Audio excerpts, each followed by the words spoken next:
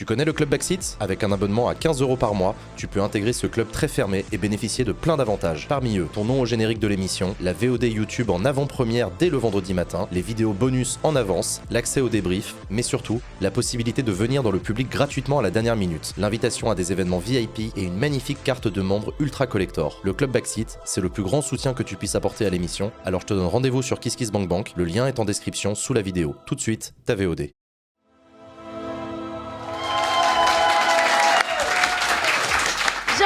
Bon retour, bienvenue sur Backseat. Pour ceux qui n'étaient pas encore là, ça y est, c'est le moment de l'actualité de la semaine sur Backseat. Ce n'est pas Jean qui présente, mais Adèle, parce qu'on fait une présentation tournante en attendant le retour de Jean qui revient bientôt. Et avant de passer à l'actu du jour, comme vous êtes nombreux à nous avoir rejoints, annonce du jour, le 26 mars prochain, sortie d'un documentaire sur l'année politique vue.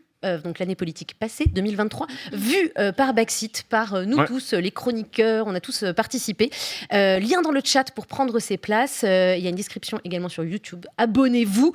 Il y a des codes promo. Il y a des places pour les membres du club Backseat, ceux qui disposent de ceci. Qu'est-ce que c'est ? C'est l'affiche ? C'est sur l'affiche, je me suis dit, il y en a un que je connais pas. Je ne dirais pas qui, mais c'est terrible. Je vais rien dire. Donc voilà, 26 mars au MK2 Bibliothèque à Paris à 20h. On se retrouve. C'est le moment de l'actu de la semaine. Alors, cette semaine, Vous du me coup, direz c'est qui. Bizarrement, il n'y aura pas David Adèle, parce que non, ouais, on ne pouvait pas tout faire.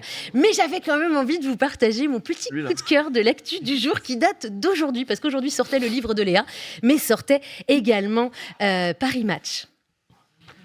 Avec une une. Alors vraiment, voilà, j'avais envie de la partager. Est-ce que ça vous rappelle pas quelque chose ? Bah ouais, Nicolas Sarkozy. C'est fou, non ? Incroyable. Exactement, c'est exactement la même chose que Nicolas Sarkozy, qui lui-même s'était inspiré de... Kennedy. Tout à fait, là, vous êtes très très bon. On est en mode jeu à la con, là. Voilà, c'est l'identique. Il n'y a même pas de changement de packaging, quoi. Aucun effort, tout est pareil. C'est à Bolloré, Paris Match. On dirait... Oui. Ouais, on est d'accord. Voilà, on dirait les équipes... Et je pense que Laurence Ferrari est la patronne de la rédac, si je me trompe. Absolument. Eh bien. Voilà. Alors, il y a quand même un petit mystère elle lui a intéressant. d'ailleurs posé une question sur la liberté d'expression. Ah. Tu l'as lu, toi ? Pas en entier, j'ai lu des extraits. Ah, non, on n'a pas... Les bonnes feuilles, j'allais dire, mais non. Non, il n'y a pas de bonne feuille, non. Mais il se passe un truc un peu chelou sur la couverture que déjà a mis en feu Internet. C'est qu'il y a une espèce de truc, je ne sais pas si on peut zoomer, si on peut voir. Les bouquins. Il y a des bouquins posés ou en lévitation sur un autre bouquin un peu chelou. Ah, c'est bizarre. Donc on n'arrive pas à savoir s'ils l'ont posé là un peu à l'arrache, si c'est vraiment comme ça qu'il range son bureau, si ça a été fait Moi, vraiment... je pense que cette photo a été faite avec l'IA. Aucune idée, Moi, mais je- ça pose beaucoup de... Et pourquoi ? C'est Je quoi pense cette... qu'il range comme ça, que c'est le signe d'un esprit malade. Mais tu crois pas que c'est aussi une petite obsession ? Il faut absolument que tu aies ta photo Pléiade. Il faut qu'il y ait les Pléiades au fond de ta photo Ah ouais. politique. La Pléiade qui sont des ouvrages littéraires, une collection Oui, ça fait très chier. belle. Usul, donc t'es venu en train, t'as lu Paris Match du coup toi ? Non. Tu veux lequel des deux ? Tu veux Paris Match ou tu veux Luma ? Ouais, je préfère l'humain quand même, tant qu'à faire. Tu l'as lu aussi ? Non. Non, je l'ai Non. pas lu. D'accord, bah, ça tombe, Enfin, ça si, tombe si. très bien parce qu'on en L'interview, oui, quand même. Ah oui, t'as pas lu celui d'aujourd'hui, mais t'as lu l'interview de lundi. On en parlera après. Mais ça, c'est pas celui d'aujourd'hui. Non, c'est celui de lundi. Oui, voilà. C'est l'interview Oh là du président, tu vois. Mais non, tout va bien, on en reparlera. Donc, on se retrouvera un petit peu plus tard avec notre invité politique qui sera Philippe Brun, député socialiste de l'Eure. D'où tu viens D'où je Usul. viens, d'où je C'est viens. incroyable. Et comme toutes les semaines, donc on avait beaucoup de sujets d'actualité. Il a fallu choisir. Pour commencer, Sacha, il y a un sujet, toi, qui a retenu ton attention un peu Qui a un peu retenu particulièrement mon cette attention semaine, oui. parce que je suis un peu, j'ai été un peu concernée l'année dernière notamment. C'est l'avis du Conseil d'État qui a été rendu la semaine dernière et qui demande à l'Arcom de mieux surveiller la pluralité des opinions sur CNews. Voilà. Et alors, c'est ce que c'est la liberté d'expression qu'on assassine. Moi, je pense qu'on assassine la liberté d'expression et que c'est de la censure. Voilà. Genre, Non, mais en fait, ce qui me terrifie, c'est que Il en fait tomber sa gourde. George Orwell, Dis-nous. 1984. Non, vas-y, je t'en prie. Non, ce qui me terrifie avec cette actu, c'est que c'est encore une actu une semaine plus tard, parce que les médias possédés par Bolloré ne cessent de nous abreuver. Je parle du JDD qui a fait sa une sur la liberté d'expression remise en question avec une photo de Christophe Deloire, le patron de RSF. En fait, ça part de RSF, cette demande. RSF a demandé à l'Arcom de mieux surveiller ces news. L'Arcom a dit non. Donc RSF a demandé au Conseil d'État de mettre une petite pichenette derrière la tête de l'Arcom et de leur dire il faut vraiment respecter la loi de 1986 en fait, et ne pas contrôler que la pluralité des invités, mais aussi celle des animateurs, des chroniqueurs, etc., etc. Et qu'a dit le Conseil d'État ? Le Conseil d'État a dit effectivement, il a dit ça. Et l'Arcom a dit oui, d'accord, on va le faire. Et l'Arcom a dit oui, d'accord, on va le faire. On est en train de réfléchir aux modalités de le faire, et je pense qu'il n'y aura pas de comptage à proprement parler des opinions politiques, des journalistes, des chroniqueurs, des animateurs qui seront invités, mais que ce sera lissé sur 6 mois d'une manière très globale, quoi. Et en gros, j'ai l'impression que ça fait une semaine que la liberté d'expression a été assassinée, qu'on crie à la censure, qu'on crie au macartisme. George Orwell. Encore lui, putain.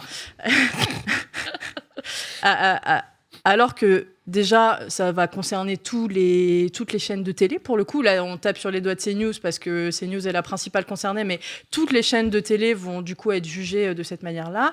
Et ensuite, ça s'applique aux chaînes de télé et pas aux médias de presse écrite, parce que les chaînes de télé, l'État leur accorde une chaîne de TNT, en fait. Donc, il y a un contrat un peu illicite, non, pas illicite, sous-entendu. Tacite, pardon, c'est le mot. Le contrat est illicite, quand même, hein, avec l'État, quand même. Je trouve pas mes mots ce soir, vous avez remarqué, Nicolas, tacite, enfin bon, bref. Tacite entre l'État et les propriétaires de chaînes pour leur accorder une chaîne en échange d'une pluralité interne.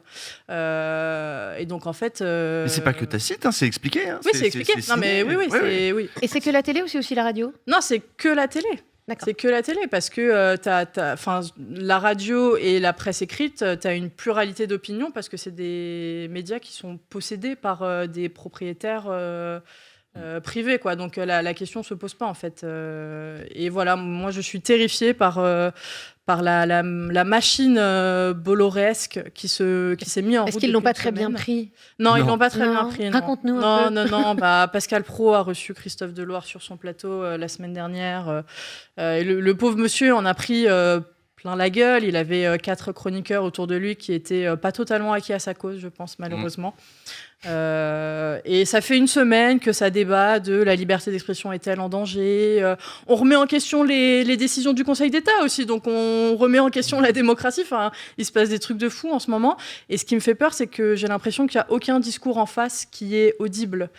On n'entend que ce discours-là sur les réseaux sociaux, on ne voit que ça, et les médias en face qui essayent de ramener un peu d'équilibre sont pas du tout audibles. Donc voilà, c'est mon actu de la semaine. Alors c'est complètement incroyable, mais tu viens de raconter l'épisode de Rhinocéros de dimanche, où on résume un peu tout ça. Enfin non, on résume pas, on fait plus long, avec les extraits. J'ai pas le temps, malheureusement, désolé. Voilà, et avec une conclusion et tout, quoi. Qui sort dimanche, là. On le fait sur... alors je crois qu'on va essayer... T'as fait un teaser, là. Ouais, c'est chambé. On va essayer de trouver un titre un peu pour énerver les fachos. Tu sais, je cherche un truc genre on va enfin censurer ces news. Là, je me dis, là, ils vont exploser, ils vont faire... Vous l'attendiez depuis longtemps, le crossover Sacha-Usul, on n'en est pas loin, là. On n'en est pas loin du tout. J'en rêvais. Ouais. Non, mais on est d'accord. Hein. Ouais, ouais. Et donc, peut-être, je vais mettre... On va enfin censurer ces news, cette chaîne de fachos, et je pense que ça va cliquer. Ouais. Ah, tu mets cette chaîne de fachos, t'as une plainte en plus. Ah, bah oui. Pour le coup. Ils y viennent. Ça peut être fun, hein. On va voir. Pour suivre qu'ils viennent me judiciaire de Usul, continuez à suivre l'émission. Ok, super, merci de nous avoir passé ton coup de gueule, Sacha, et puis de nous avoir aussi un petit peu informé de ce qui se passe, de ce qui se trame. Cette fois-ci, je me tourne vers Malek, parce que pour poursuivre l'actu de la semaine, on va revenir on n'avait pas d'émission la semaine dernière, donc on va revenir au 12 février. Et le 12 février, il s'est passé ça. Il s'est passé ça. Ça. Peut-être à force de répéter ça va venir. Ça arrive. Non, il me parle dans l'oreillette, ils envoient, c'est bon, c'est parti. C'est bon. Rachida. Oh, tata, Rachida. Je peux vous faire les deux. Mais Ah si. Je suis une ghetto girl. Oh waouh. Oh le culot. On a choisi l'extrait où elle dit « Je suis une ghetto girl », c'est quand même absolument incroyable. Donc ça, c'était dans le DVM Show, et sur Twitch, une émission de rap où on a plutôt l'habitude de voir Aya Nakamura, Caris, etc. Mais la semaine dernière, c'était la rappeuse Rachida Dati, donc la ghetto girl. Du 9-2. Le DVM a été critiqué, Dati aussi. Qu'est-ce qui s'est passé, Malek? Est-ce que tu peux nous expliquer un peu? Déjà, je veux applaudir en vrai le DVM avec Media qui a lancé ça en juin dernier. Parce que c'est vrai qu'on a grandi, pour ceux qui suivent le hip-hop et le rap, on a grandi avec Planet Rap, Skyrock et des radios comme Génération, etc. Mais c'est vrai que sur Twitch, bien que des médias comme Rap Plume, etc. avaient tenté de prendre le créneau, personne n'avait réussi à faire quelque chose de très quali.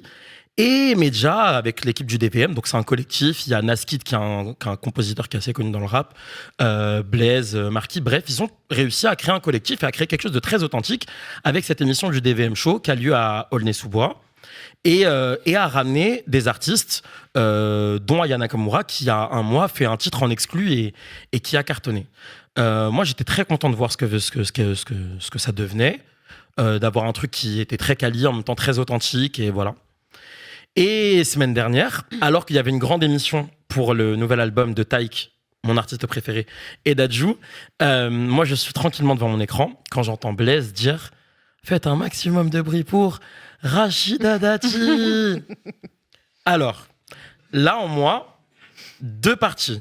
La première partie qui a travaillé pour des politiques pendant 10 ans en me disant « What the fuck, bravo l'équipe de Rachida Dati, c'est du génie, franchement bravo, bravo ». Et de l'autre côté, qui me dit « Putain les gars, non, s'il vous plaît, non, pas ça. Pas ça, pas après tout ce que Rachida a dit et défendu. » Donc tout le monde leur est tombé dessus. Et en vrai, je peux l'entendre. Par contre, je trouve qu'on en fait peut-être un peu trop.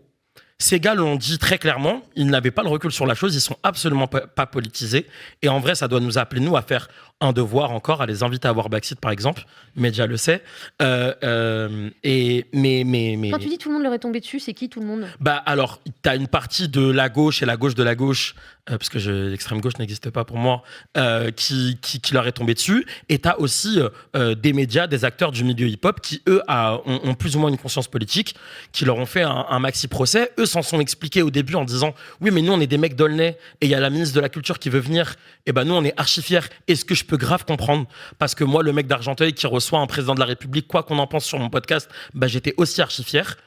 Mais je trouve que le procès dure un peu trop. Et après, quelques jours après, ils ont fait un communiqué. Media a fait un communiqué avec ces mots en disant voilà, on nous a appelé quelques heures auparavant en disant la ministre de la Culture vient. Est-ce qu'on pouvait refuser sa venue? Ben non, on s'est pas senti de la refuser. Et puis voilà. Et excuse-moi, ce qui est très drôle à voir, à observer, donc Rachida Dati leur a dit pendant l'émission, vous venez quand vous voulez au ministère de la Culture. Blaise leur a dit oui, mais nous on fait du bruit. Et elle a dit oui, mais le ministère de la Culture, c'est le ministère du bruit. Ok, on note. Et surtout, ce qui était très drôle, c'était de la voir se mettre en avant quand il y avait des petites chanteuses qui chantaient des chansons très sympathiques, quand Jay Brownie a chanté Ghetto Boy, pardon, c'est là où elle a dit qu'elle était une Ghetto Girl. Et quand il y avait du rap un peu plus hardcore, on la voyait se cacher derrière, placer des gars devant elle pour pas qu'on la voie. Ça, c'était archi drôle. Mais d'ailleurs, le RN l'a attaqué là-dessus, directement. C'est vrai. Ça a été aussi attaqué. Alors cette fois-ci, c'est Rachida Dati qui a été qui se fait attaquer aussi par le RN, qui lui dit ah, vous allez dans ces trucs où on critique la police, en gros, on fait de la musique et on vend de la drogue et on fait l'apologie du deal. Mais d'ailleurs, les mecs, ils portent plainte contre Jordan Bardella qui a fait ça pour diffamation. Exactement. Et Éric Zemmour en a profité pour demander un ministère des Beaux-Arts et de la culture française. Qui a demandé ça? Éric Zemmour. Okay. C'est vrai que le rap ne fait pas partie de la culture française. MC Solar, IAM, tout ça. Bon. Ouais. Voilà. Bon, après, qu'il se soit fait, il y a le ministre de la Culture qui arrive, tu fais bah oui, et puis en plus, c'est une affaire qu'il faut qu'elle tourne aussi, donc tu te dis, bah ça peut être pas mal pour les subventions. Si t'es très pragmatique, tu te dis, pourquoi pas. Puis après, j'ai envie de dire, on a vu des streamers là, faire des photos avec Macron aussi. Bah oui. Hein? Ça arrive vite de se faire bolos en fait par des, comme tu disais, des gens qui sont là pour récupérer, qui sont bien meilleurs que toi en com, qui ont un plan derrière la tête, qui savent ce qu'ils font eux. Moi je me suis fait bolos par Alexis Corbière à une. Ah oui. Oula, qu'est-ce qui se passe? Attends, révélation. Non, révélation. Réunion des journalistes du JDD, des ex-journalistes du JDD à côté de l'Assemblée nationale pour un petit mouvement de 50 personnes. Il t'a récupéré. Il m'a récupéré pour une photo. Il m'a placé à côté de lui. Magnifique. Il a dit on Trop fait la fort. photo, on bombarde et tout. La photo s'est retrouvée en tête de tous les papiers. J'avais trop le seum. J'avais trop le seum. Il y a une photo de moi avec Alexis Corbière et une pancarte. Et voilà, chacun ses casseroles. Hein. T'as porté plainte? Bah non, malheureusement. Mais c'est quand même chelou parce que c'est quand même le moment aussi où on parle des élites qui sont déconnectées du populaire. Et là, justement, de voir la ministre de la Culture qui fait ce move, sans doute peut-être un peu intéressée pour des questions de communication. Ah oui. Mais c'est quand même pas mal. Donc c'est terrible que finalement il se soit pris En tous fait, les feux dans tous les sens. j'ai envie de te dire, je suis d'accord, on pourrait lui faire le reproche de ne pas y aller. Et là, on lui fait le reproche d'y aller. On verra par les actes si vraiment elle est là à pousser ce genre d'initiative de mecs qui veulent lancer leur propre média à la base dans une pièce avec une cam et un ordi. Ok, on verra par les actes, mais ça n'effacera pas ce qu'elle a dit sur Naël l'année dernière, ce qu'elle a dit en 2005 au moment de l'affaire Ziad Bouna.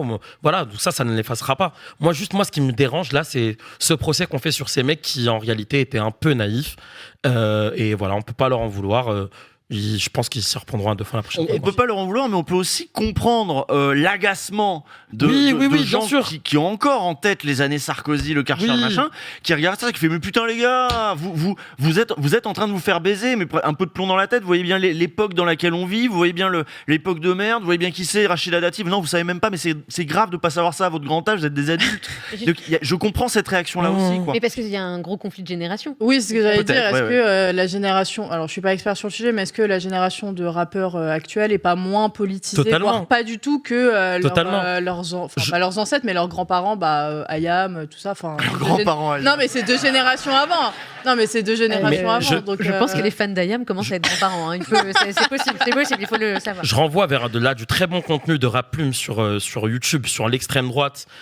Et le rap, c'est vrai qu'aujourd'hui, la génération de rappeurs actuels, je sais plus qui disait là sur Twitter, c'est vrai que nous j'ai 28 ans, je suis pas très vieux, mais on a grandi avec des rappeurs, avec Ayam, moi c'était les psychiatres, Kenza Farah, voilà, tout ça, tu vois, on a grandi avec des gens qui nous expliquaient qui était qui et on savait qui était le mal, d'accord. Et j'avoue que aujourd'hui pour les plus jeunes c'est plus vraiment le cas. Et en vrai à nous de faire le travail pour les accompagner, parce que là leur faire un procès, ça n'a pas vraiment grand intérêt in fine, quoi. À l'époque, c'était les mecs de droite qui faisaient des procès aux rappeurs. Ça, c'était la bonne époque. Oui. Ça. Ah bah oui, demande à Youssoufa. Voilà. Tout ça, Sniper aussi. Ouais. SNIPER. Je suis du Val d'Oise, désolé, je suis très fier. Mais du coup, ça nous permet de parler un petit peu de Rachida Dati et de son arrivée au ministère de la Culture. Elle fait un sans faute, non? Non. Je faisais Anna Mouglalis qui réagit. Non. Tu le fais extrêmement bien. Voilà. Mais tu as bien fait de nous dire ce que tu Oui, fais. Mais je me suis dit, il faut que je l'explique. Ça fait 3 fois que je fais non, personne capte, donc je vais l'expliquer. Mais une fois que c'est expliqué, c'était... T'avais compris, là? Oui, une fois que c'était expliqué, c'était évident. Mais c'est pas vrai. Ta ressemblance avec Anna Mouglalis, c'est pas... Ouais, c'est évident. Moins bien que Nicolas Sarkozy. À retravailler un petit peu. C'est vrai. Qu'est-ce qu'on en pense de Rachida Fatigue. Rachida Dati. Je la trouve un peu plus consensuelle que sa prédécesseur. Pas très difficile non plus. Voilà.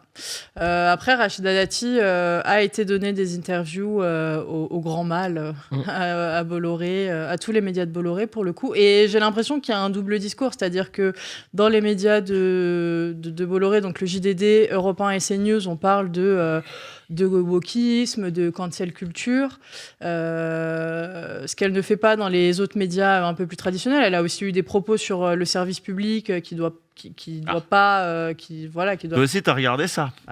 Ça va nous intéresser particulièrement. Elle a dans les cartons... On lui a rien demandé. Hein. Personne lui avait rien demandé. Macron lui a pas demandé. Non. Mais elle a dit peut-être une petite réforme là, de l'audiovisuel public pour faire une BBC à la française. On va peut-être mélanger la radio, la télé. Tu fais... ça fait des économies d'échelle. Ça fait longtemps qu'on en parle. Hein. Enfin, je veux dire, c'est pas que son idée à elle. Oui, non, mais elle l'a refoutu sur la table. Okay. Voilà. Et les coupes budgétaires, là. Ça sera l'occasion de la recevoir. Mais moi, ce qui m'intéresse et ce que je trouve étonnant, c'est que le monde de la culture monte au créneau quand même de manière assez régulière quand il y a des propos comme ça qui sont tenus dans les médias. On a des réactions à droite, à gauche. Là, j'ai l'impression qu'il n'y en a pas énormément, quoi. Donc, est-ce que c'est Rachida Dati qui passe mieux? Est-ce qu'elle a aussi un discours sur il faut plus de diversité, plus de mixité sociale dans la culture? Est-ce que ça égalise pas aussi, entre guillemets, est-ce que ça lisse pas un peu tout le contenu Rachida Dati? J'arrive pas à me positionner, et c'est pour ça que j'ai l'impression qu'elle est plus consensuelle, c'est qu'il y a moins de de voix, d'éclat contre ce qu'elle dit pour le coup. Je trouve ça un crachat au monde de la culture de leur avoir nommé Rachida Dati qui s'en bat les couilles, qui aurait voulu être ailleurs. Non mais vraiment, hein. Vraiment. Mais je pense que ou alors vraiment, comme dans beaucoup de ou alors les gens ont intégré que Rachida Dati, son objectif c'était la mairie de Paris pour 2026, que donc dans un an elle serait plus là et qu'en 2 ans elle aurait pas le temps de faire beaucoup de choses parce qu'il n'y a pas d'argent et qu'elle aura pas la latitude pour faire tout ce qu'elle veut. Et est-ce que c'est que la mairie de Paris son objectif à Rachida Oui, Dati? oui. Oui, c'est que la mairie de Paris. Parce qu'il y a une autre élection l'année d'après. Oui, mais elle en fait une affaire. C'est une affaire d'égo là, la mairie de Paris. Elle a envie de continuer à harceler Anne Hidalgo en conseil municipal. Ça lui manque de la harceler. Il lui faut ça pour se sentir vivre. Elle veut défoncer Hidalgo, quoi. Qui a saccagé Paris pendant des années. Sera-t-elle Qui a cassé la Tour Eiffel, vous avez vu? Sera-elle face à Anne Hidalgo? D'ailleurs, c'est la question. Parce qu'on ne sait pas si vraiment Anne Hidalgo y retourne en 2026. Voilà. C'est pour ça qu'on peut se poser la question de 2027, je sais pas, moi je posais ça là. Ouais, c'est comme ça, on pourra dire Backseat. Pour Hidalgo, au moins c'est réglé, la question de la présidentielle. Oui, ça je crois que pour tout le monde, c'est réglé pour de bon. C'est clair. Voilà. Je te trouvais un peu dur, elle a fait un score encourageant la dernière fois. Oui. Tu sais qu'elle peut pas faire pire. Je vais dire, ouais, on sait pas. Non. Bon, transition, on va changer de sujet. Oula. Ouais, non, c'est moins rigolo parce qu'il y a une activité quand même, enfin une actualité assez grave dont j'aimerais bien qu'on parle aussi, c'est la guerre à Gaza, donc oui, un petit peu moins rigolo, qui se poursuit malgré les appels de la communauté internationale. Donc pour contextualiser, début février, là le 4, il y a un groupe de médecins français de l'ONG Palmed qui sont rentrés de Gaza et qui ont été invités à témoigner à l'Assemblée nationale. Ils ont été auditionnés par des parlementaires. Et voilà ce qu'il disait. C'est pareil. Effectivement, il y a un génocide qui est en cours. Tout le monde le sait. Voilà. Et c'est ce qui est choquant, en fait, c'est ça. C'est qu'on a l'impression que ça bouge, mais pas. Alors, je vous remercie, vous nous avez reçus ici et que vous faites ce que vous pouvez, pour faire entendre la voix, en fait, de ces gens.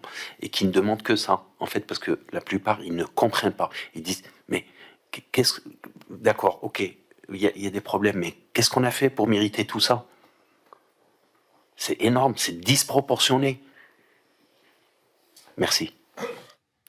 Donc voilà, là c'était le docteur Bouchakour qui était le 4 février à l'Assemblée nationale et qui dit le mot génocide, autour duquel on a beaucoup tourné. Il a été également employé par Raphaël Pitti, qui est un médecin de guerre qui forme les médecins de guerre. Il a formé des médecins en Syrie, en Ukraine. Et il était dans la même délégation. Il a passé 15 jours à Rafah, est revenu. Et lui a parlé effectivement de génocide, de ghetto. Il a même été jusqu'à utiliser le terme camp de concentration. Donc les yeux du monde sont tournés vers Rafah pour essayer de comprendre un petit peu mieux. Rafah, normalement, c'est une ville de quoi? 240 000 habitants au sud de Gaza. Sud de Gaza. Et là, a priori, il y aurait plus d'1,4 million de Gazaouis qui ont été déplacés par l'armée israélienne. Enfin, Israël a demandé aux Gazaouis de descendre à Rafah en attendant les opérations dans le nord. Et ce qui est, je veux dire, depuis le début, on est là, on fait les étonnés. Depuis le début, ils ont dit vous partez du nord, allez vers le sud, et on sait très bien que l'idée, c'est que au bout d'un moment, c'est finito. C'est allez, on va les donner à l'Égypte, on va les pousser au bord du truc. Mais depuis le début, c'est le plan. Depuis le début, je veux dire, on le sait. Certains le disent, d'autres le disent pas dans la société civile, dans les ministères, etc. Mais on fait tous semblant que non. Non, au début, alors c'était Israël va faire ça dans le respect des règles évidemment du droit humanitaire puisque c'est une grande démocratie comme nous, donc il n'y a pas de raison de douter a priori. Mais non, on sait que c'est ça le projet. Donc voilà où on en est, on arrive ils sont massés près de Rafah et puis même là ça va pas non plus. L'aide humanitaire coupée, enfin. Je sais plus ce que tu voulais dire où parce que oui là si on veut s'énerver aussi ça peut être sympa. Non, est-ce que c'est une nouvelle étape qui est franchie ou comme tu le dis, effectivement, c'est quelque chose qui était là depuis le départ? Quelle est la position de la France? Alors, nous, j'ai vu que là, il y a les députés qui ont interpellé un petit peu le gouvernement en mode, mais on leur vend encore. Vous avez admis qu'il y avait un risque génocidaire. Enfin, la CIJ a admis qu'il y avait un risque génocidaire. La position de la France, c'est quand même, ça va un peu loin cette histoire. Très mesurée quand même en ce moment, la position de la France. Et donc, les députés, je crois que c'est Fabien Gay pour le PCF et je sais plus qui c'était aussi pour les Insoumis, qui ont interpellé en disant vous savez qu'il y a un risque, mais vous vendez des armes. Vous vendez des armes et des composants. Et Milieu nous en parlera tout à l'heure probablement, mais dans son interview à l'Humanité, Emmanuel Macron se pose la question de savoir si Israël est une démocratie vu où on en est. Parce qu'on reçoit Émile Youmel Pardon, juste après, mais non, pas du tout, mais comme ça on en profite pour le dire. Journaliste politique à l'UMA, qui va nous parler de cette interview où notamment il y avait un sujet avec Emmanuel Macron qui a parlé de point de rupture. Oui. Sur ce sujet. Point de rupture, après avoir dit, et on ne l'oubliera pas, et les livres d'histoire ne l'oublieront pas non plus, après avoir parlé dès le premier jour d'un soutien inconditionnel à l'État d'Israël, au gouvernement d'extrême droite de Benjamin Netanyahou, et en fait, c'est pour ça que depuis le début, je dis not in my name. J'ai envie de dire, j'ai honte de la position de la France, mais en même temps, j'ai envie de dire, c'est pas la mienne. C'est tellement pas la mienne. C'est très difficile de documenter en plus ce qui se passe à Gaza. Élise Lucet le disait là dans son petit format sur le net, et elle l'a dit aussi chez McFly et Carlito, comme quoi. C'est très difficile parce que les journalistes n'ont pas accès. Il y a une journaliste de CNN, je crois, qui a pu rentrer que quelques heures dans Gaza. Très difficile de savoir ce qui s'y passe, à part les images sur place et des médecins qui sont sur place et des humanitaires qui sont sur place. On nous a alerté sur un risque génocidaire. Je pense qu'il y a un génocide sous nos yeux et que le monde est en train de fermer les yeux. Jusqu'à quand ? On est juste en train de se dire très tranquillement que voilà, dans une prison à ciel ouvert, parce que c'est ce qu'est Gaza, il y a une autre prison qui est encore plus petite, qui est Rafah, et qu'aujourd'hui le but de Netanyahou et de son armée, c'est d'éliminer tous ces civils-là. C'est très difficile de savoir ce qui se passe, et en même temps, non, c'est très facile aussi. C'est vrai. Sur les réseaux sociaux, il faut voir ce que postent les soldats. Qui sont en pleine kiffance. Alors ça sourit un max, ça se serre dans les maisons. Je pense que ça contribue à la fin de l'impunité qu'on mettait autour d'Israël. Pour le coup, tous les soldats qui ont été... qui se sont pris en photo en train de poser avec des bijoux, des trucs, tout ce qu'ils pouvaient voler et tout. Une nuisette, il n'y a pas longtemps. La nuisette rouge. Je pense des vélos d'enfants. Commence à comprendre. Précisément, est-ce qu'Israël commence pas à être de plus en plus isolé ? Parce que là, il y a eu un vote à l'ONU à la demande de l'Algérie, donc 15 votants, 13 votent pour le cessez-le-feu. Un seul vote contre, mais c'est un veto, puisque ce sont les États-Unis. Et une abstention, même l'Angleterre, qui maintenant se pose aussi la question de est-ce qu'on continue à vendre des armes à Mais qu'est-ce qui va arrêter Israël de toute façon ? Les États-unis pourraient. Précisément, parce que là, il y a une espèce... Les États-Unis pourraient, ils arrêteraient de leur envoyer des armes, c'est bon. Et après, par contre, je veux dire, la fin de la guerre et tout, les États-Unis pourraient, ils le font pas. Bon, parce que tu dis, ils sont isolés, mais depuis le début, ils sont isolés, en fait. Depuis le début, s'il n'y a pas les États-Unis, ils peuvent pas faire ce qu'ils font. Ouais, mais là, il y avait l'impression qu'il y avait une sorte de point de rupture, justement, qui était la bataille de l'opinion publique à l'échelle mondiale, elle est perdue. Je vois quand même une évolution quand même de la parole française, à coup de communiqué du Quai d'Orsay, donc c'est vraiment rien de fou. Mais on voit déjà qu'il y a une évolution depuis le mois d'octobre. Mais ok, il y a Macron qui nous parle de point de rupture. À chaque bombardement sur des civils, on a un communiqué en disant là, ça y est, c'est la dernière fois, là, on n'accepte plus. D'accord, c'est fini. Jusqu'à quand ? C'est-à-dire que jusqu'à quand on va continuer de compter les morts à la fin et de dire qu'on a laissé faire ça ? Et comme je l'ai dit 20 fois sur ce plateau, mais tout est une question de courage aussi en politique. Mais là, on parle même pas en réalité de politique, on parle aussi de vie humaine. À quel moment Emmanuel Macron prend ses balls et va voir Biden en lui disant mon ref, on fait quoi en fait ? Il y a un com qui dit donc on légitimise les attaques du 7 octobre du coup in fine. Toujours pas. Pas du tout. C'est toujours un attentat. De le relever, merci. Je veux dire, je pense qu'on est à peu près tous d'accord sur ce point. Mais l'un n'empêche pas l'autre. On a le droit de pointer du doigt, enfin pas de pointer du doigt, mais de dénoncer un attentat commis par le Hamas le 7 octobre et de dénoncer d'un autre côté ce que fait Israël depuis 3 mois maintenant. Je veux dire, l'un n'empêche pas l'autre. Arrêtons de vouloir tout le temps nous faire prendre des positions. Je voyais un com tout à l'heure qui me disait Sacha, on attend ton avis. Non, désolé, voilà, j'ai le droit de dénoncer le Hamas comme j'ai le droit de dénoncer la politique d'Israël. Il n'y a pas forcément d'avis à avoir. Laissez-nous tranquilles un peu. Donc voilà. Est-ce que vous avez vu la position majoritaire ? On est très nombreux en réalité sur cette position-là. Est-ce que vous avez vu l'histoire de l'Eurovision là ? Oui. Ouais, parce que donc Oui, Israël participe à l'Eurovision depuis des années, mais là cette fois-ci c'est les paroles de la chanson qui posent problème, qui s'appelle Pluie d'octobre, qui très subtilement fait référence, puisque voilà, le 7 octobre c'est le point de départ et le point d'arrivée de tout, tous les discours ramènent au 7 octobre, ça permet de justifier tout le reste derrière, mais la chanson va faire ça en fait. L'idée c'est une chanson qui va et donc à l'Eurovision, alors même que se posait la question de la participation d'Israël parce qu'on avait suspendu les Russes quand ils avaient attaqué l'Ukraine. Donc bon, il y a des questions de politique, machin. Et dans les règles de l'Eurovision, c'est-à-dire que c'est pas à la gueule du client, c'est que dans les règles de l'Eurovision, il y a marqué que c'est pas censé être une tribune politique. Tribune politique, ouais. Voilà. Bon. Et eux l'ont pris en mode c'est un scandale. Nous, la délégation israélienne dit non, on ne nous fera pas taire. Ça devient compliqué, hein. Je sais pas comment ça se passait l'Eurovision, mais l'Eurovision c'est très politique aussi. C'est toujours très politique l'Eurovision. Ça l'a toujours été, absolument. Mais alors aussi il y a le sujet de la couverture médiatique de ce sujet. On a fait un rhinocéros dessus. Apparemment, alors justement, je le sais en novembre. Oui. Exactement. Il était très bien d'ailleurs. Et donc vous pouvez tous retourner voir ce rhinocéros. Mais précisément là, ce qui était intéressant, c'était aussi de se dire que depuis, c'est les chiffres de Arrêt sur Image qui a comptabilisé les chiffres des JT de 13h et de 20h de TF1 et France 2 depuis le 4 février. Donc c'était entre le 4 et le 15 février. Et il n'y avait que le 20h de France 2 qui avait parlé des victimes à Gaza pendant quelques minutes. And that's it. Ouais. Non, mais c'est vrai que... sans nous redire ce que tu nous as sans doute déjà dit et alerté sur Rhinocéros, qu'est-ce que... Oui, ça peut étonner ici. Oui, alors des trucs que j'aurais pas dit dans Rhinocéros, mais qu'on a vu aussi, je l'ai dit en fait, je crois. Et puis c'est passé 3 mois entre Rhinocéros et maintenant quand même. Oui. C'est des choses, hein. Mais ça a été un moment dans les rédactions, ça a été quelque chose. Toi qui es journaliste aussi, tu sais qu'il y a eu des tensions. Moi, j'ai entendu des trucs qu'on n'a pas pu dire aussi dans l'épisode parce que voilà. Mais pour les journalistes, bon, on va le dire comme ça, pour les journalistes racisés à un moment, dans les rédactions, c'était le soupçon, c'était vous n'en parlez pas, c'était oulala. Donc c'est-à-dire que ça a réveillé ce truc-là, un moment raciste, y compris à l'intérieur même des rédactions. Et or, les directions des grandes rédactions françaiise, elles ont parfois aussi ce biais-là qui fait que on va le retrouver aussi dans le traitement derrière et voilà, et ça s'est vu dans la suite, quoi.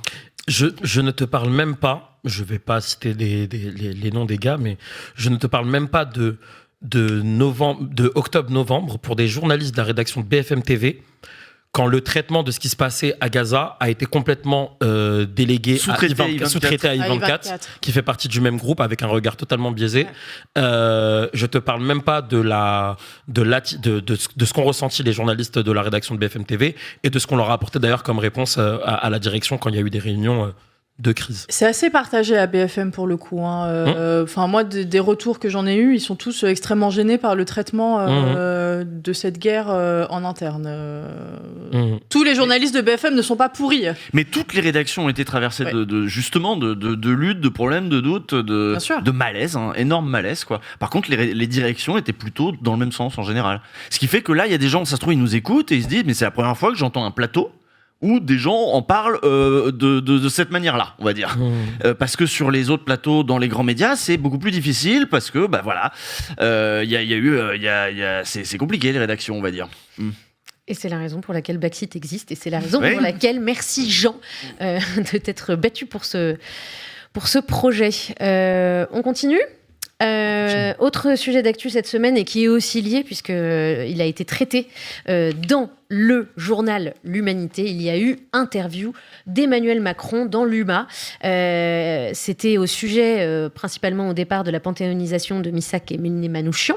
Mais ils ont traité de plein d'autres sujets. Tiens, tu peux le regarder.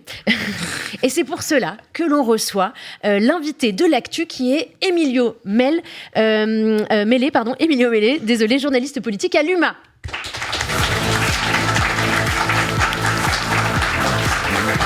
Salut Backseat.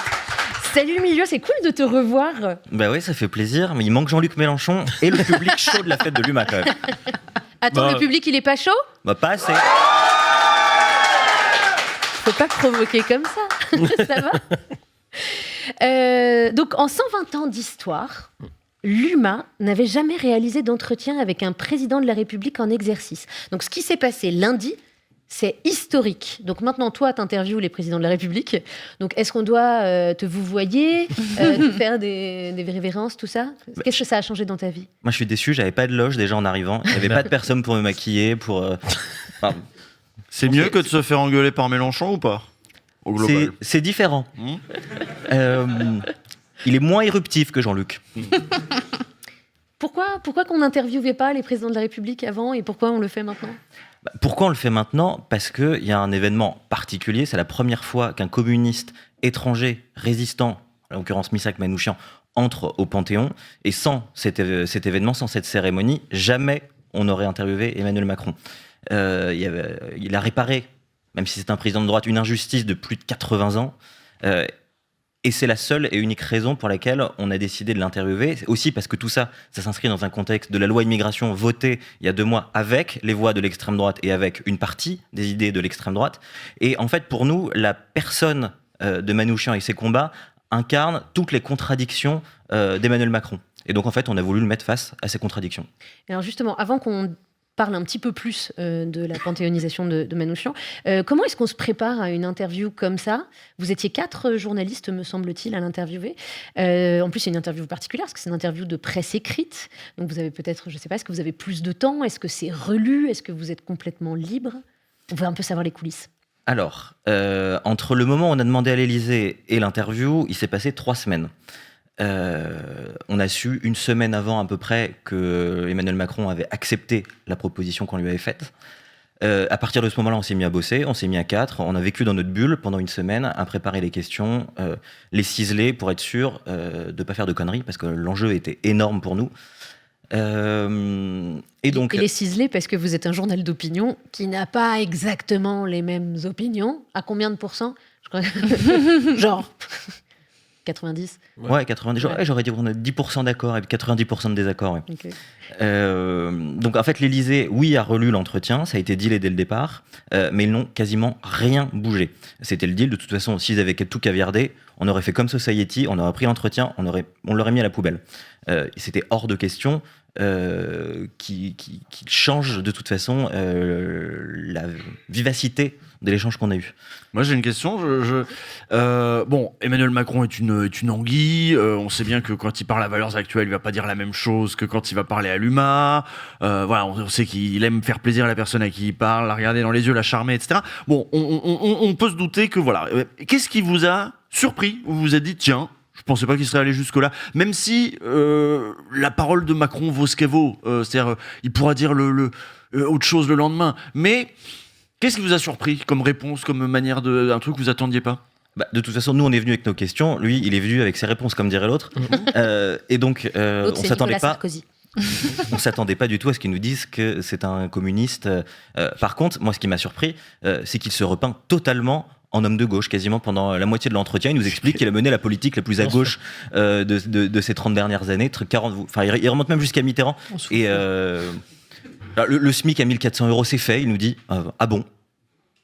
Et voilà, c'est plutôt ça. Après, il nous a engueulé aussi. Hein. On l'a mis face à ses contradictions et il a riposté. C'était le jeu. Il nous a dit qu'on était des gens dangereux. Sur quel sujet vous engueulez, ouais ?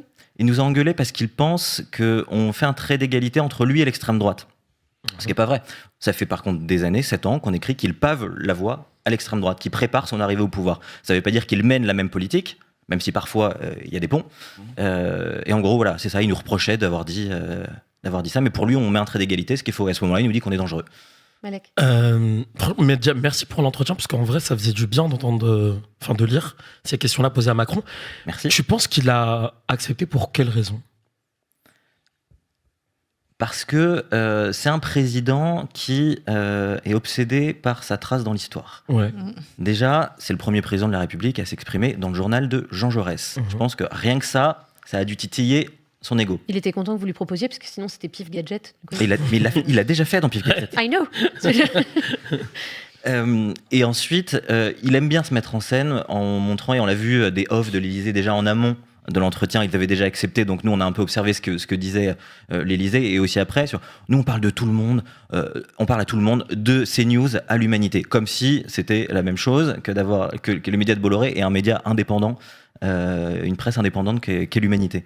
Voilà. Et donc je pense qu'il y a de ça, il y a cette mise en scène de lui-même, et puis après il ne faut pas oublier que c'était un candidat, c'est presque la tête de liste Renaissance aux Européennes, donc il est en campagne. Dans le chat, il se pose la question justement de faire sa com. Il aime se mettre en scène, vous l'avez aidé à se mettre en scène. Comment vous avez résolu cette question chez vous ? De toute façon, c'est ce que je disais, nous on est venu avec nos questions, lui avec ses réponses, donc de toute façon on savait que lui aussi forcément avait un intérêt à nous parler. L'enjeu par contre c'était de casser son récit systématiquement, c'est-à-dire de ne pas le laisser dérouler, de montrer nous qu'on n'était pas dupes de ce qu'il nous racontait.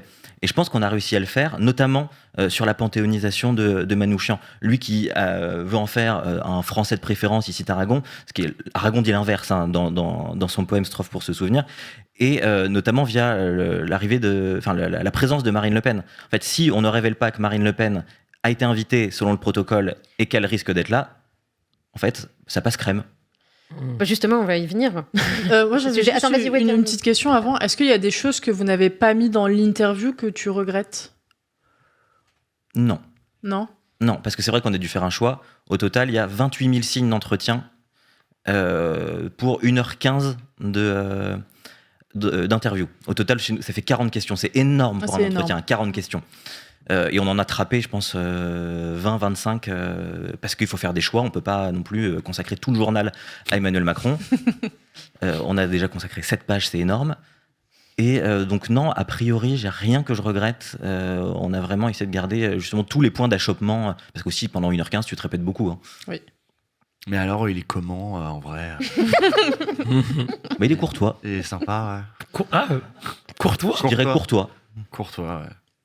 Et pas Thibaut, petite vanne footballistique, désolé. Yes, on l'a. Stéphane Courtois, toi, tu connais plus. Je préfère le gardien du Real Madrid. Ok, alors moi j'ai pas les restes, donc je vous propose qu'on enchaîne. Voilà. Non mais donc du coup, le sujet de l'interview au départ, enfin en tout cas le prétexte, c'était la panthéonisation de Missak et Méliné Manouchian, résistants arméniens qui sont rentrés au Panthéon. Tu l'as dit tout à l'heure, c'était le premier communiste à faire son entrée dans une nécropole républicaine. Justement, j'aimerais qu'on détaille un petit peu cette question de Français de préférence là, que tu nous as un petit peu expliqué. Le sujet Manouchian avec le président, voilà. Est-ce que tu peux nous expliquer un petit peu ce qui s'est passé ? Pas que avec le président, juste la panthéonisation. Alors en fait, ça fait des années, 10 ans, que la première demande d'entrée au Panthéon de Manouchian a été faite. À l'époque, c'était un socialiste, Jean-Marc Germain, qui l'avait proposé. Et François Hollande avait décidé de ne pas retenir Missak Manouchian quand il a panthéonisé 4 autres résistants, qui étaient Jean Zay, Pierre Brossolette, Geneviève de Gaulle-Antonios et Germaine Tillion. Donc, on sait pourquoi ? Moi, quand je l'ai eu au téléphone, François Hollande m'explique que c'est pour une raison de parité. C'est parce qu'il faisait rentrer 2 hommes, 2 femmes. Ah oui. Et donc, en fait, fallait pas faire rentrer 3 hommes, 2 femmes, comme s'il n'y avait pas aussi des résistantes communistes, comme Marie-Claude Varian-Couturier, qui pouvaient espérer y rentrer. Et il me dit, on ne pouvait faire qu'une seule panthéonisation, j'en fais déjà 4, c'est beaucoup. Et de toute façon, et c'est là l'ironie du truc, si j'avais fait un 2e mandat, promis, j'aurais mis Manouchian. Bon, en réalité, c'est aussi un jeu politique, c'est une décision politique. Ne pas faire entrer la résistance communiste au Panthéon quand on fait rentrer et les gaullistes et les résistants de centre-gauche, c'est un message politique qu'on envoie. Et donc, ça fait aussi 10 ans donc, la gauche radicale qui se voit comme les héritiers des résistants communistes bataille pour le faire rentrer. Et il s'est trouvé que... Jean-Marc Germain, c'est pas trop la gauche radicale, c'est Jean-Marc Germain, d'Anne Hidalgo, pour vous donner une idée. Non, mais en l'occurrence, après, c'était surtout le vice-président du Sénat, Pierre Ouzoulias, le communiste, dont le grand-père, Albert, était en fait le supérieur, le N+2, comme on dit en Macronie, de Missak Manouchian pendant la Résistance. Et c'est lui pas le friend of friend. C'est lui qui avait d'ailleurs fait renommer par le Conseil de Paris la place du groupe Manouchian dans le 20e arrondissement en 1951. C'est le premier en fait qui a dès la Libération a essayé de faire vivre cette mémoire du groupe Manouchian. Et en fait, c'est Macron qui a tendu l'oreille à ce petit comité qui avait été créé par Jean-Pierre Sakoun, qui est le président d'Unité laïque, avec Ouzoulias, avec la petite nièce de Manouchian et d'autres. Et il a bien compris qu'il avait un intérêt à y faire rentrer Missak Manouchian. Et on voit les images. Ça a eu lieu donc hier. Tu y étais ? Ouais, c'était hyper émouvant. J'avoue que j'ai versé mes petites larmes à partir du moment où le cercueil est arrivé sur l'esplanade du Panthéon avec le chant des partisans jusqu'à ce qu'il rentre dans le Panthéon avec entre-temps l'affiche rouge de Léo Ferré repris par Feu Chatterton. J'avoue, j'ai pleuré. C'était sublime.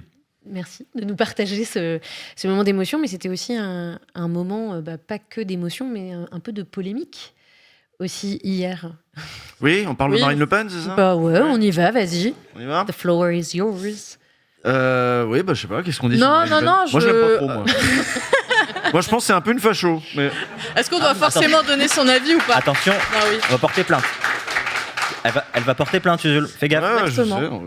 Faut rien dire. Ces propos n'engagent qu'Usul et pas l'intégralité de l'équipe Backseat et pas Jean Massier en son absence. Non, en vrai, moi, je me suis posé plein de questions à la suite des différents hommages nationaux qui ont été rendus ces dernières semaines avec le 7 octobre, l'hommage national rendu à Badinter et cette panthéonisation des Manouchians. Et à chaque fois... des gens étaient, on leur a dit ne venez pas, vous ne devriez pas venir. On l'a dit à LFI le 7 octobre, on l'a dit à l'extrême droite pour Badinter et on l'a dit à l'extrême droite pour Manouchian. Elle est quand même venue. Ma question c'est, c'est des protocoles d'État, donc on doit inviter tout le monde a priori. Non, je t'ai vu, je te vois faire. Vas-y, fini. Non, mais c'est une vraie question. Hein. Pour moi, c'est un protocole d'État, donc il faut inviter tous les chefs de parti, personnalités, entre guillemets. Et du coup, ça me pose la question, à qui appartient la mémoire de ces gens, en fait? Oui, est-ce que le protocole est supérieur à... C'est ça, en quoi le protocole est supérieur au choix des familles? En quoi il y a une vision... politique doit empêcher des gens de rendre hommage à d'autres gens. Enfin, c'est ultra touchy comme sujet, je trouve. Pas trop politiser la politique. Hein. Parce que évidemment, c'est hyper politique. Il y a la question de l'arc républicain qui sous-tend tous ces trucs-là, parce qu'à chaque fois, c'est la même question. Et surtout, Marine Le Pen, pourquoi elle ne va pas à Badinter? Elle va au Manouchian. La réponse de Jean-Luc Mélenchon, pour le coup, à sa présence, m'a vachement étonnée et je l'ai trouvé très grandi sur cette réponse. Il a dit, en gros, je suis ravie qu'elle ait été là. C'était un protocole d'État. Je suis ravie qu'elle ait été là parce qu'elle s'est agenouillée devant la résistance communiste. Il n'a pas exactement dit j'étais en face de lui, en fait. À ce moment-là, c'est moi qui il nous répond avec Paul Larouturou de LCI. Il nous dit je suis heureux. En fait, je suis heureux. Ouais, j'ai une secrète jubilation de l'avoir plié le genou devant la résistance communiste. Il parle bien.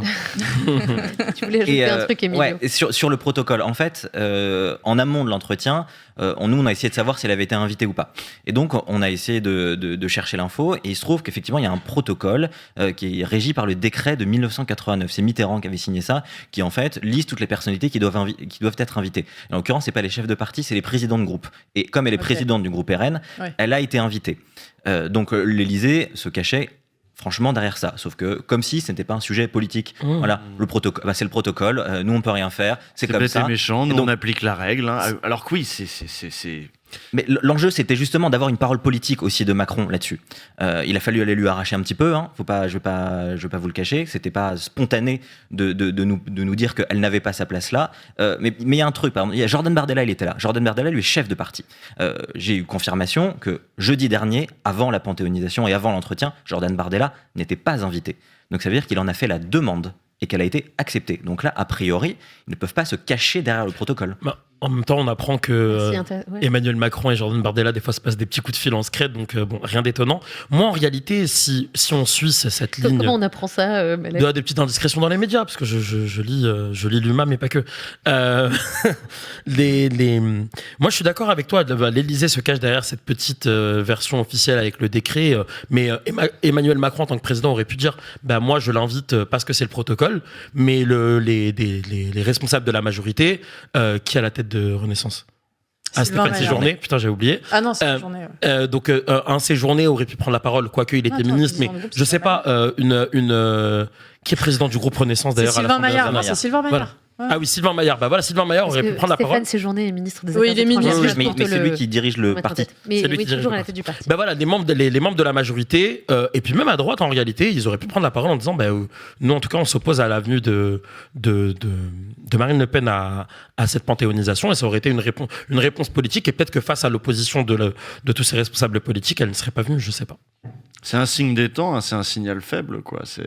C'est vraiment, on a atteint un degré de confusionnisme total. C'est-à-dire, on voit très bien que là, on a construit cette République et ses institutions avec les communistes. Les communistes, il y en a qui pourraient rentrer au Panthéon, ne serait-ce pour les institutions qui nous ont laissés aussi. Ambroise Croizat, notamment. Par exemple. Le père de la sécurité sociale. Voilà, j'avais lu en tête. Et on l'a construite contre l'État de Pétain d'avant, contre certaines valeurs. Et mine de rien, il y a une mémoire qui se perd. Il y a des gens qui meurent, en effet. Il y a des vieux qui meurent, une mémoire qui s'efface. Et des apprentis sorciers derrière, et des confusionnistes comme ça. Je fais pays finito. Pays finito. Et tu cites sur du ce Macron message carrément. d'espoir. Finito. Non, mais parce que tu dis que effectivement, il y a le sujet, c'était un des premiers, c'est le premier communiste, et qu'il pourrait y en avoir d'autres. Mais là, en l'occurrence, est-ce que, je ne sais pas si Macron a précisé qu'il était communiste, il a parlé de la résistance, parce que les drapeaux communistes, me semble-t-il, ont eux été interdits à proximité. Toi qui étais, dans la rue, que tu as vu ou Non, pas moi, mais de ce j'ai qui des s'est passé. collègues qui étaient dans les rues adjacentes. Et effectivement, il était interdit de venir avec les drapeaux communistes. on ne pouvait pas brandir, ils ont été Rue interdits. Soufflot, voilà. Si on Juste avait avant en fait, des rue signes Soufflot, c'est juste distinctifs. la rue qui mène au Panthéon, Pardon, pour ceux qui ouais. ne le savent pas. Donc, à proximité du Panthéon, on n'avait pas le droit de brandir un drapeau communiste. Ouais, et on a publié, je pense, la seule photo dans l'UMA où au fond on voit trois drapeaux communistes, alors que pour la panthéonisation de Jaurès dans les années 20, c'était des marées rouges de drapeaux. Enfin, faut voir sur la dépolitisation des panthéonisations, c'est assez phénoménal. Mais je pense que ça s'explique tout simplement parce que Macron, il n'a pas d'histoire politique en réalité. Il arrive en 2017, son mouvement politique, il n'a aucune histoire. Donc lui, il est obligé de faire un braconnage mémoriel, d'aller sur les terres des autres pour aller honorer Simone Veil, les communistes. Il avait déjà reconnu, par exemple, la responsabilité de l'État dans l'assassinat de Maurice Audin, qui était un militant anticolonial algérien qui a été assassiné par les Français. Et donc en fait, il est obligé. Et puis en même temps, Pétain était un grand soldat. Voilà, et en même temps ça. Et donc en fait, il est obligé d'aller un peu partout.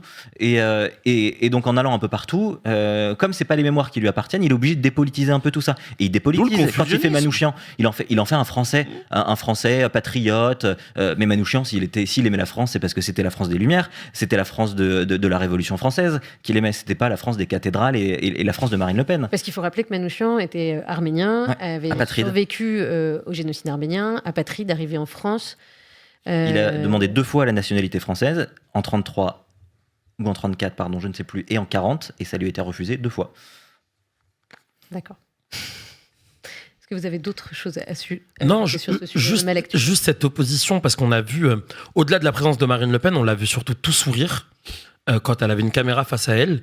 Et en face, on a des drapeaux communistes qui ont été retirés. Et en fait, de mettre ces deux images en opposition, c'est pour ça que je suis un peu en désaccord avec la secrète jubilation de l'ami Jean-Luc, c'est que, en réalité, T'as vu Marine Le Pen jubiler, toi? Bah oui.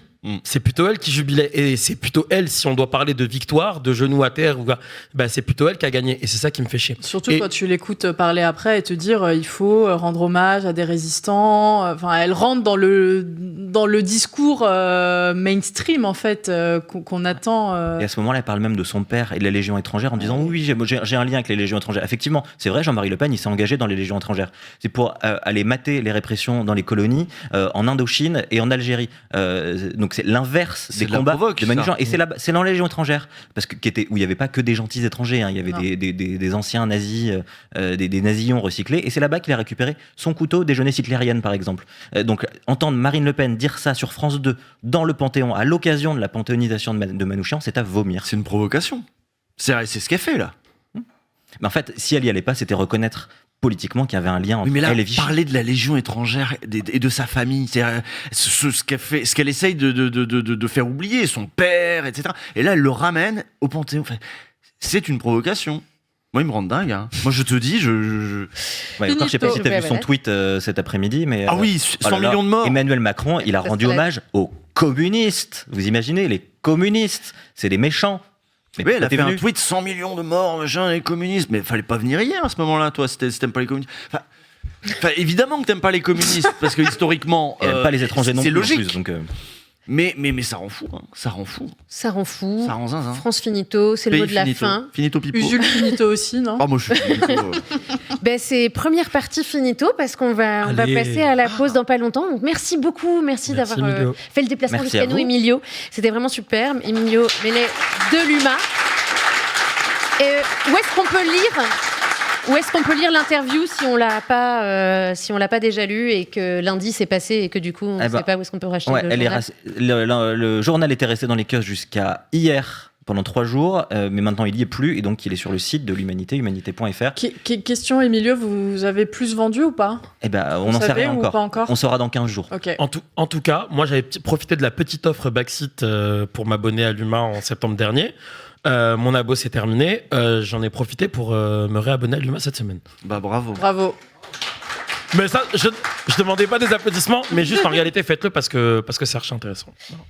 Merci de nous l'avoir rappelé. Merci beaucoup, Emilio. Merci Luma. On se quitte maintenant pour la pause. Mais juste avant, je voudrais remercier tous les gens qui rendent possible cette émission en nous finançant. Et notamment, cette semaine, j'ai les prénoms. C'est Pierre, Mireille, Karim et Sophie qui ont pris leur abonnement. Donc, merci à vous. Merci pour les sous. Et continuez à vous abonner sur KissKissBankBank. C'est la pause. Et après la pause, l'interview de l'invité politique, Philippe Brun, juste après la pause, député de l'Eure.